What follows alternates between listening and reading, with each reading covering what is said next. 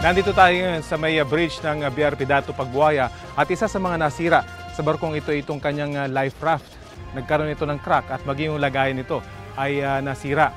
Ito namang railing ang isa sa mga nagkaroon ng pinakamalaking damage na baliko ito at tumagilid kung kahit hindi ka na makakadaan dito sa bridgeway na ito. Maging yung railings dito sa may Monkey Bridge na tinatawag ay nasira rin.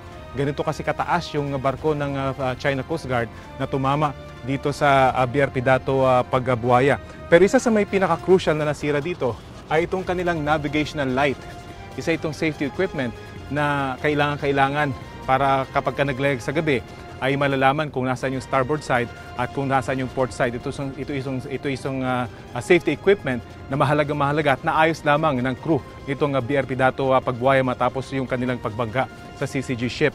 Bukod dito, nasira rin yung kanilang maliit na water cannon, yung lagayan ng fire hose dun sa may likurang bahagi at yung kanilang aircon nasira rin dahil sa pagbangga nitong CCG ship ng China. Mahalaga ang mga kagamitang ito dahil kapag nasa laot, kapag walang aircon, talaga namang napakainit dahil sa mga panahong ito, mainit sa may gitna ng dagat.